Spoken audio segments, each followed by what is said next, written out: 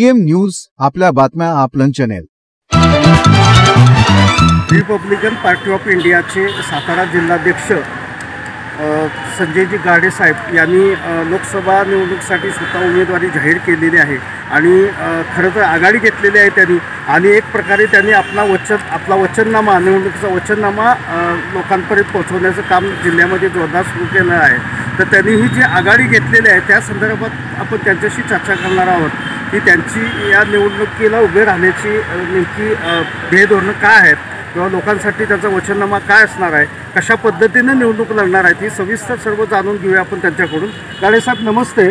नमस्कार। आपण लोकसभेसाठी खरं तर तयारी केली, आघाडी घेतली म्हणायला काय हरकत नाही, कारण काही लोकांच्या उमेदवारी अजून निश्चित झालेल्या नाहीत, अशातच आपण आघाडी घेतलेली आहे, आपण एक प्रकारचा प्रचार सुरू केलेला आहात, तर काय सांगाल नेमकं? पक्षश्रेष्ठीने जो माझ्यावरती विश्वास टाकला, अजूनही काही लोकांच्या उमेदवारी घोषित होत नाही, तळतकी मळत आहेत। मात्र गेल्या 5 वर्षातल्या माझ्या कामाची पद्धत बघून मी सातारा लोकसभा मतदारसंघात निवडणूक लढवू शकतो की नाही याची पूर्ण माहिती घेतल्यानंतर पक्षश्रेष्ठीने मला सातारा लोकसभा मतदारसंघ लढण्याचा आदेश दिल्यामुळं सातारा लोकसभा मतदारसंघाची मी पूर्ण तयारी केलेली आहे। काय नेमकं तुम्ही लोकांसाठी काय करणार? वचन काय झालं, सर्वसामान्य लोकांना कधी संधी भेटलेली नाही।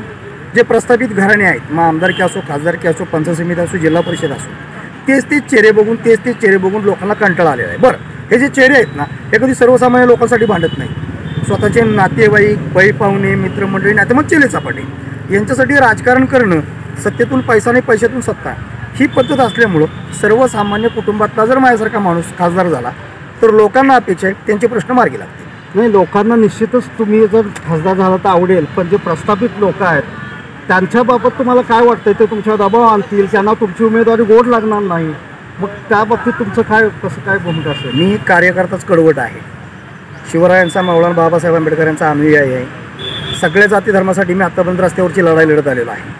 मग अगदी गरीब मराठा समाजापासून मुस्लिम समाजापर्यंत सगळ्या लोकांचे प्रश्न हाताळण्यासाठी मी शासन प्रशासनाशी नेहमीच भांडत असतो। त्यामुळं मी कडवट असताना मला आणि कोण माझी उमेदवारी कुणाला रुचल कुणाला रुचणार नाही याच्याशी काडी मात्र घेणं नाही, कारण बाबासाहेब म्हणले लढलं नाही तरी चालेल, मात्र विकला जाऊ नकोस। माझ्यावर दबाव आणणं किंवा मला दोबदाटी करणं म्हणावं तेवढं सोपं राहिलेलं नाही। पण आता हे रिपाईचं मला एक तुमचं गणित कसं असणार सांगा, कारण रिपाई तुमचं BJP बरोबर आहे अकोलेकर, तर बाकीचे अन्वय तुमच्या रिपाईच्यामध्ये भरपूर गट आहेत, तर ह्याचं नेमकं कसं काय तुम्ही एकी सगळ्यांना एकत्र कसं करणार किंवा काय?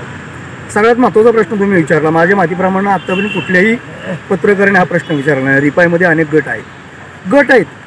हा रिपब्लिकन पार्टी ऑफ इंडिया माननीय डॉक्टर राजेंद्र गवई साहेबांच्या राष्ट्रीय नेतृत्वाखाली हा ओरिजिनल पक्ष आहे। डॉक्टर बाबासाहेब आंबेडकरांच्या नंतर दादासाहेब गायकवाड कर्मवीर दादासाहेब गायकवाडच्या नंतर रासू गवई साहेब आणि रासू गवई साहेबांच्या नंतर डॉक्टर राजेंद्र गवई साहेब, हा ओरिजिनल पक्ष आहे, हा कंसातला पक्ष नाही, ABCDतला पक्ष नाही। त्यामुळे ओरिजिनल पक्ष असल्यामुळे भूमिका मला ओरिजिनल घ्यावी लागते। आता ज्यांना स्वतः स्वार्थ साधायचा आहे ते भाजपच्या RSSच्या मांडीवरती बसून गालगुच्छ घेत आहेत। मला मात्र बाबासाहेबांची खरी चळवळ प्रवर्धित करायची आहे, मला स्वतःचा स्वार्थ साधायचा नाही, समाजाचं हित हेच माझं हित आहे आणि हाच उद्देश नजरेसमोर ठेवून मला निवडणूक लढवायची आहे। नाही, निवडणूक जवळ आली की अनेक मल्ल तुमचे लंगोट घालून मैदानात उतरतात, पण आयत्या वेळेला कुठे तडजोड करून बिळात घुसतात, हे समाजानं आजवर अनेकदा पाहिलेलं आहे। तर तुमच्या बाबतीत तसं काय होणार नाही ना? तुम्ही निवडणूक शेवटपर्यंत लढणार का? आखाडा तयार होण्यापूर्वीच, आखाडा म्हणजे आचारसंहिता घोषित होण्यापूर्वीच, म्हणजे आखाडा तयार होण्यापूर्वीच मी अंगाला तेल लावून मैदानात उतरलेलो आहे आणि मी मॅटवरची कुस्ती करणार नाही। मला खात्री आहे मी मातीतलीच कुस्ती करणार आणि उमेदवार कोणी असू द्या, अगदी श्रीनिवास पाटील साहेब जरी खासदार असले, ते जरी समोर असले, किंवा आपले उदयनराजे भोसले, छत्रपती उदयनराजे भोसले हे जरी माझ्यासमोर उमेदवार म्हणून असले, विरोधक म्हणून असले, प्रतिस्पर्धी असले, मला खात्री आहे मी त्यांना चितपट करणार, एवढा आत्मविश्वास माझ्याकडे आहे। तुम्हाला त्यासाठी शुभेच्छा असतील खरं तर लोकांकडून। जिल्ह्यातील प्रमुख जे प्रश्न आहेत तसे तर खूपच प्रश्न आहेत, आतापर्यंत लोकांच्या मनाप्रमाणे विकास कामे झालेली नाहीत, पण जे प्रमुख प्रश्नापैकी तुमच्या डोक्यात काय, तुम्ही काय अभ्यास केला किंवा नेमके कुठले प्रश्न प्राधान्याने सोडवले पाहिजेत? नाही, हे आपण प्रश्न विचारण्यापेक्षा तर सुज्ञ मतदार प्रश्न विचारत आहेत। शेजारी आपला तालुका आहे कराड तालुका, कराड तालुक्याला सर्वांगीण विकास झाला आहे। सातारा तालुका किंवा सातारा शहर या माडीशी भकास का, याला जबाबदार कोण? इकडे आमदार खासदारच ना। नवीन एज्युकेशन कायदा अंमलात आणला, म्हणजे कोरोनाचा काळ भयावह चालू असताना 2021ला या राज्य सरकारनं नवीन एज्युकेशन कायदा का अंमलात आणला, त्यामध्ये 65,000 मराठी शाळा बंद केल्या। मराठी शाळेमध्ये शिकतं कोण?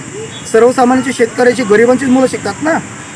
खासदारांचं काम काय असतं, ज्या भवनामध्ये, ज्या सभागृहामध्ये कायदे पारित केले जातात, तो कायदा चांगला असेल तर त्याला समर्थन करणं, कायदा चुकीचा असेल तर विरोध करणं. 65,000 गरीब शाळा बंद केल्यात, गरीब मुलांचं शिक्षण थांबवलं. आमचे खासदार उदयनराजे भोसले असतील, आमचे खासदार श्रीनिवास पाटील असतील, हे बोलत तर नाहीत. हे मौनी बाबा झालीत की काही? सर्वसामान्यांची यांना काय देणं घेणं आहे की नाही? बरं, धरण उशाला कोरड घशाला नेहमीच म्हणतात. सातारा जिल्ह्यामध्ये सगळ्यात मोठी धरण येतं, कोयना जलाशय. अख्खा महाराष्ट्र प्रकाशित करून गुजरातला वीज पुरवली जाते. सातारा जिल्ह्याला वीजमुक्त कधी करणार, वीज बिल मुक्त कधी करणार, हे प्रश्न खासदार विचारणार आहेत की नाही? खासदार स्वतः राजवाड्यामध्ये राहतात, त्यामुळे सगळी जनता राजवाड्यामध्ये राहते असं समजणं योग्य नव्हे ना. राहिला प्रश्न श्रीनिवास पाटील साहेबांचा, प्रामाणिकपणे सांगतो, श्रीनिवास पाटील साहेब 5 वर्षामध्ये 5 तालुके सोडा, 5 गावात फिरले असे तर मला सांगा. लोक म्हणतात गाडे साहेब खासदार दाखवा, बक्षीस मिळवा. मी बक्षीस घोषित करणार आहे. हे दोन्ही खासदार श्रीनिवास पाटील असतील किंवा छत्रपती उदयनराजे भोसले असतील, यांची सर्वसामान्यांची नाळ तुटलेली आहे. गेल्या 5 वर्षाला उदयनराजे भोसलेंना मतदारांनी नाकारलेला आहे. या 5 वर्षाला श्रीनिवास पाटील साहेबांना नाकारणार आहेत. त्यामुळे मी 100% खासदार होणार, त्यात गाडी मात्र शंका नाही. तुम्हाला खरं तर जनतेच्या वतीनं शुभेच्छा द्यायला काय हरकत नाही.